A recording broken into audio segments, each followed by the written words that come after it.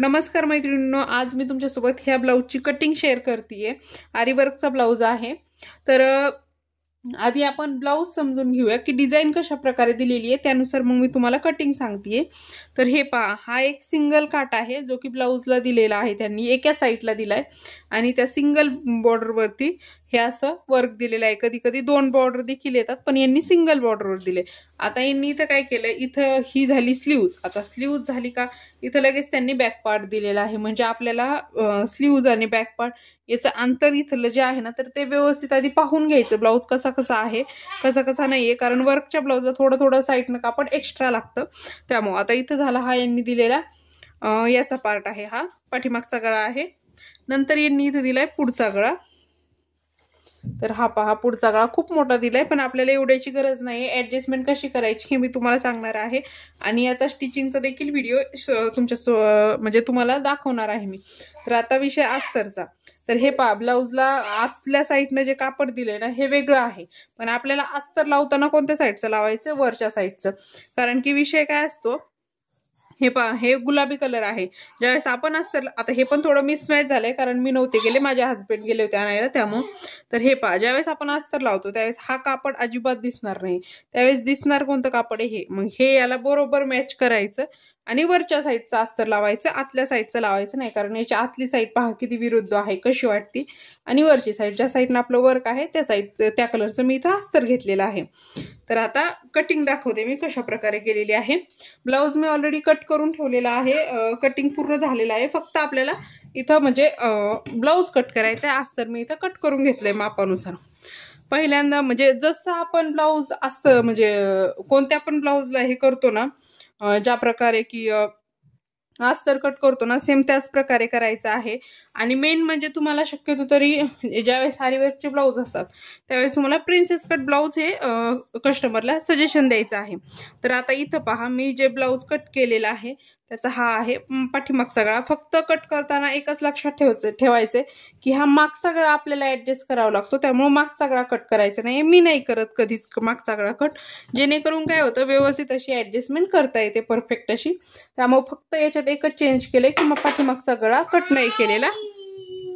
आणि त्यानंतर पहा, हे शोल्डर, हे जे आहे ना शोल्डरचा पार्ट आहे। त्यानंतर हा प्रिन्स कटचा दुसरा पार्ट, सेम जसे आहेत तसेच पार्ट कटिंग केले आहेत, काही जास्त केलेलं नाहीये।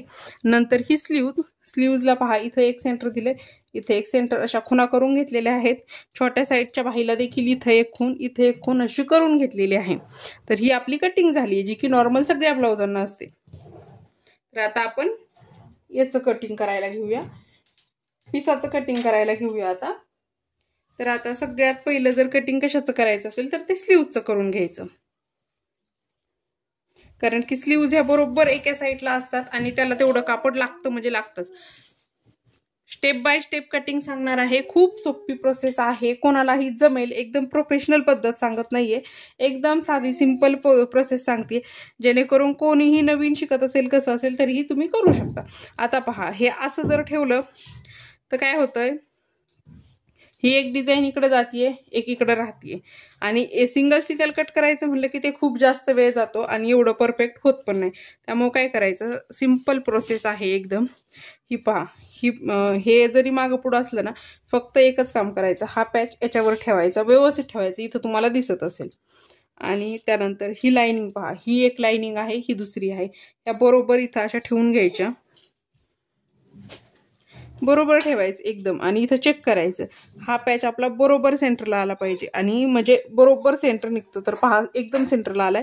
आणि हे जे एक्स्ट्राचं कापड आहे ना, हे असं साईडला सोडून दिलेलं आहे। आता काय करायचंय, मध्ये मध्ये आवाज येत असेल, आरेश आहे त्यामुळे आवाज येतोय। त्यानंतर तुम्हाला काय करायचंय, इथं हे जे स्लीव्हचं सेंटर काढलं होतं आपण, पहा हे सेंटर आपलं, हे मी तुम्हाला कट दाखवलं आणि खालचा देखील कट दाखवलं।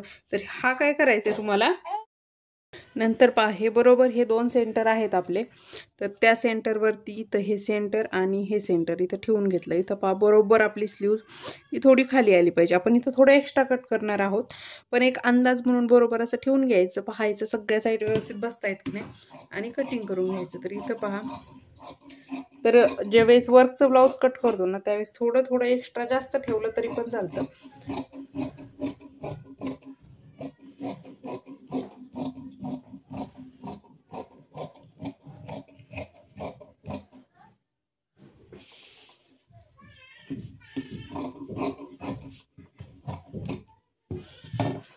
ही आपली स्लीव कट झाली.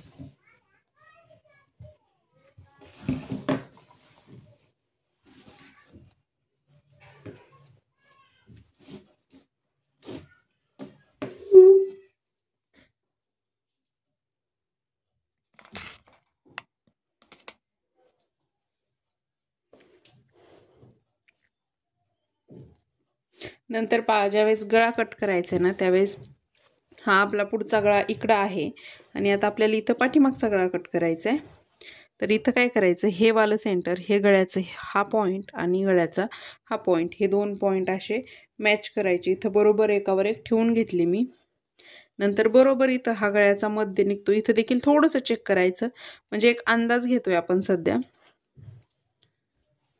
खूप म्हणजे कधी कधी आरीवर्कचं ब्लाऊज गडबडीत पण शिवावं लागतं.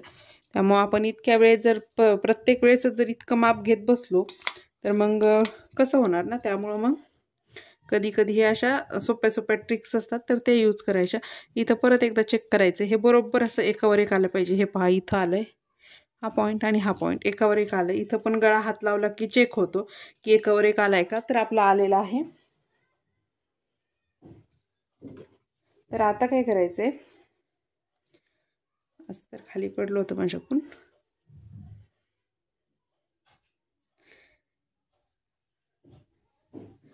तर आता हे अस्तरचा पार्ट आहे ना, तर तो असा याच्यावर ठेवून द्यायचा. तर आता पहा ठेवायचा कसा, तर आता हा गळा आपल्याला थोडा मोठा होणार आहे तर तो आपण शिवताना ॲडजस्ट करून घेऊ. पण आता इथं काय करायचं आहे, हे इथं ठेवायचं असं.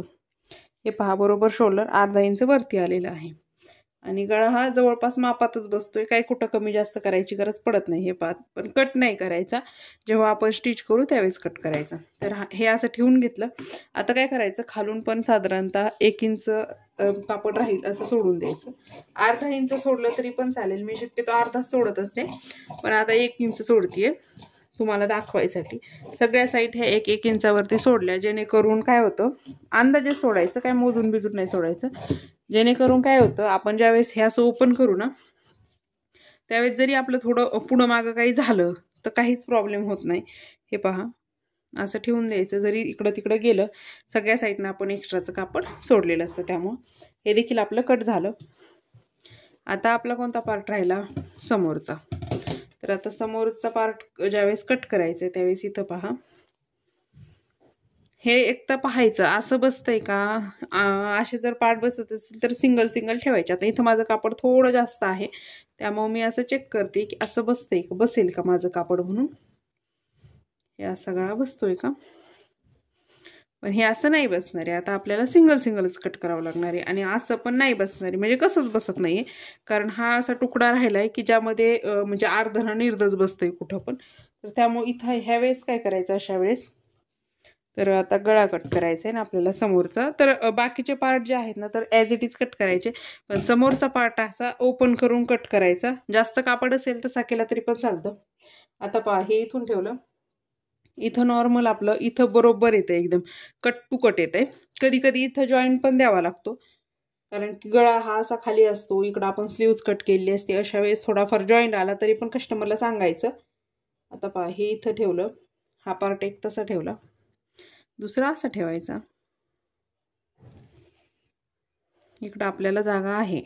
तर ज्यावेळेस आपण हे करतो ना त्यावेळेस पहा मी एक खूण इथं केली आहे, एक खूण इथं केली आहे, जेणेकरून एक साईडची व्हायला नको परत. पण एक साईडची झालं तर परत पण कन्फ्युजन. हे पहा हे पार्ट मी असा उचलते आणि असा ठेवते, म्हणजे आपले बरोबर 2 साईडचे 2 पार्ट निघतील.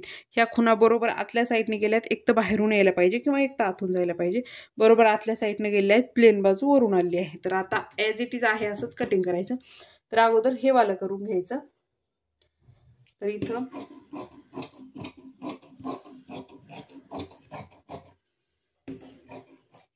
याला जरी तुम्ही जे प्लेन आहे गळा तो त्याला जरी तुम्ही एकदम फेस टू फेस कट केलं ना तरी पण काहीच प्रॉब्लेम होत नाही. जे एक्स्ट्राचं कापड नाही सोडलं तरी पण वर्कचं जे असतं ना गळा, तर त्याला तुम्हाला एक्स्ट्राचं कापड हे सोडायचंच आहे. अन्यथा कधी कधी खूप प्रॉब्लेम येतात. तर हे पहा अशा प्रकारे आपला इथं सगळा बसून जाईल, काहीच प्रॉब्लेम नाही. खूप जास्त कापड सोडलेलं आहे आपण. हे साईडचं एक्स्ट्राच आहे ते मी शिवताना कट करेल, आत्ता कट करत बसण्यापेक्षा. आता पहा हे किती हे राहिलंय, म्हणजे आरीवर्कच्या ब्लाऊजला काय होतं, कापड आहे ना थोडं थोडं जास्त एक्स्ट्राचं घ्यावं लागतं ना, त्यामुळे हे पार्ट बाकीचे काढायला मग आहे ना कापड खूपच कमी उरतं. आता इथं बघा एकदमच कमी उरतं. तर अशा वेळेस काय करायचं, जिथं तुम्हाला एक्स्ट्राचं जास्त वाटतंय ना तिथं, किंवा मग थोडाफार जॉईंट आला तरी पण येऊ द्यायचा. फक्त जॉईंट घेताना असा घ्यायचा की तो पदराच्या साईडला गेला पाहिजे. आणि इथं आता माझं हे बसतंय. आपले सगळे पार्ट कट करून झाले. तर हा पार्टचं काय नाही, जिथं बसेल तिथं कट करायचा, मग तो कुठं का बसाना.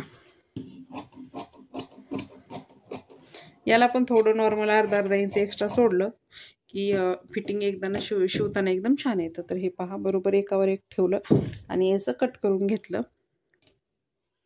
तर हे झालं कटिंग आपलं सगळं. आणि हे असं आपलं एवढंच कापड हे असं कसं कसं उरलंय ते. आणि कधी कधी हे पण उरत नाही, ब्लाऊज पीस खूपच कमी असला तर नाही उरत. आपले पार्ट दाखवते तुम्हाला एकदा. हे पहा, हे असे सगळे पार्ट आपले इथं कटिंग झालेले आहेत. नेक्स्ट व्हिडिओ तुम्हाला स्टिचिंगचा येणार आहे, पाहायला अजिबात विसरू नका. थँक्यू.